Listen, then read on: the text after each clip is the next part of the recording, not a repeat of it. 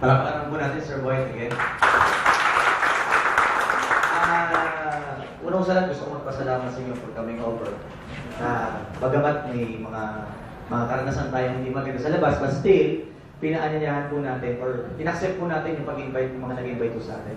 So katulad nyo, I was also invited, nakakatuwa, naalala ko kasi ito, hindi na po ako ganito. Katulad po ng karamihan dito, I was also invited. Meron po ba dito again? Gusto ko makita yung kamay ng mga katulad kong bata, 23 anos, taas po yung kamay. Marami rin.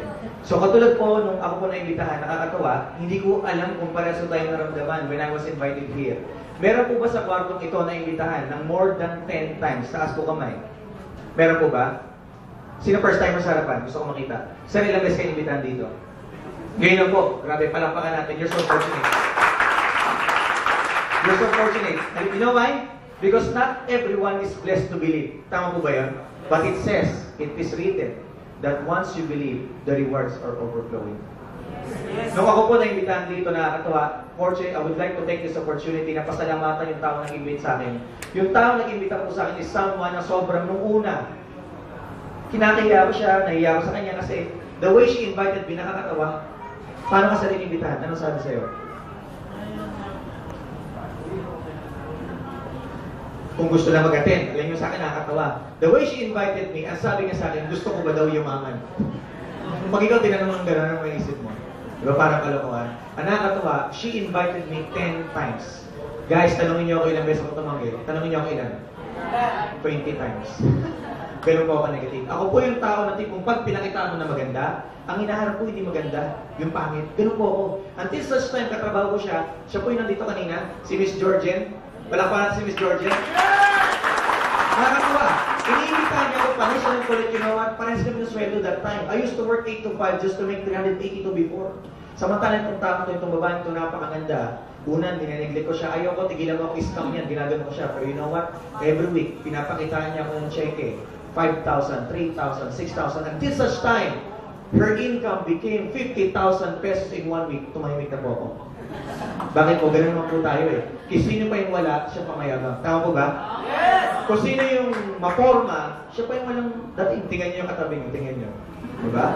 Pag may ikaw yung peke yan, sigurado. Huwag ka kayo mag-alala, hindi ko kayo pinapatamaan. Okay po. So, to cut the long story short, nakita ko siya, pinag-aralan ko. Sabi ko sa sarili ko, yes, it's about time.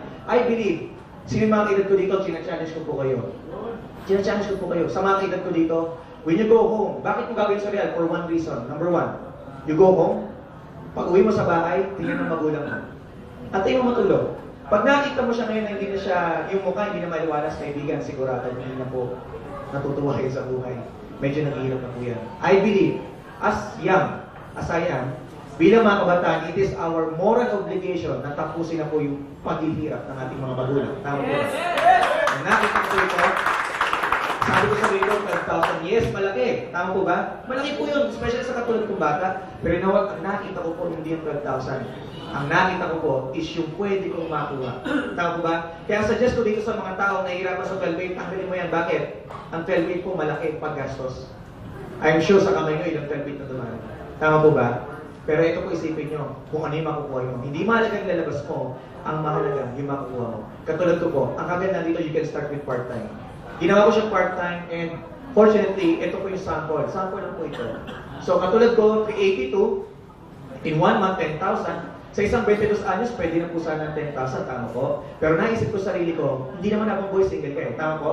Hindi habang boy single ka, magkakapamilya ka. And I believe, 10,000 and even 40,000 in a month, kulang po yun. Sabi ko sarili ko, gawin ko siya. Anong mangyari sa atin? Katulad po nito, this is February 22, 2011 to March 1. That's 7 days. Imagine, yung bata po na dati umiikot-ikot lang, ngayon po kumikita po ng 50,000 plus in just 7 days. Yeah!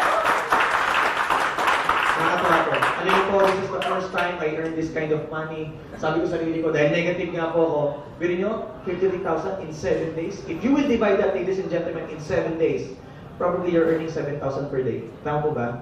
7,000 per day. Pwede na ba sa 22 anyos, 23 anyos? Yes. Alam niyo po yung mga kaibigan, yung yabang ko that time, kung kumita ko ito, yung feeling ko kahit baril na ako, hindi ako tatanggal. Ganun po yabang ko.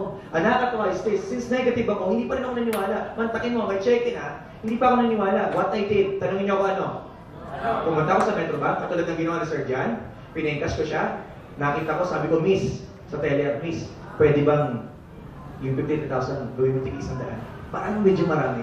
Ang problema ko mga kaibigan, mga 50,000 ganito siguro kakapal. Alam niyo yung problema ko? Paano siya uwi?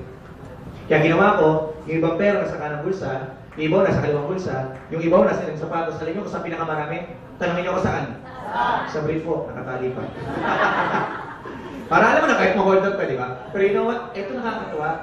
Iba pala pag kumikita ka ng pera. Tama po.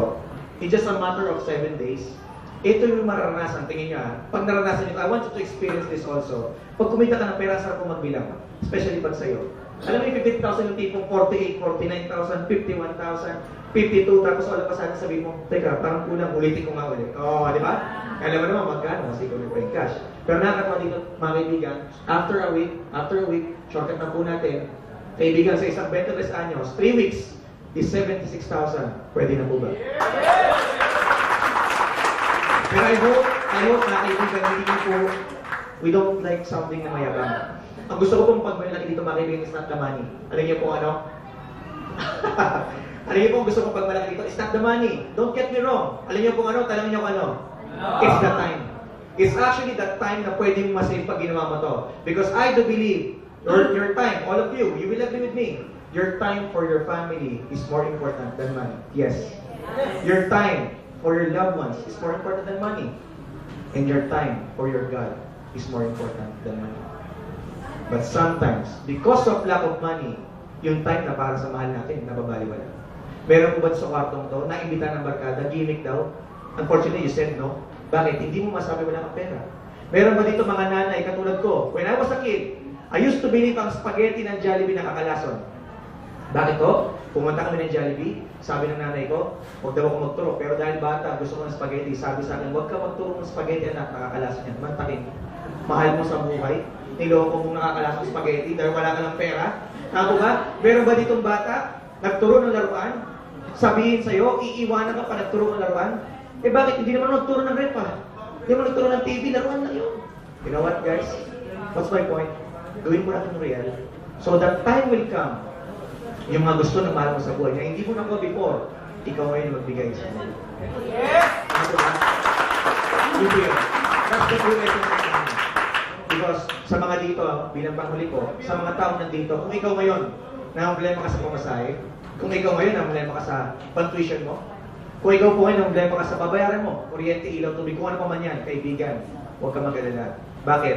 May isang royal po na pwedeng tumulong sa mga pangangailangan po natin.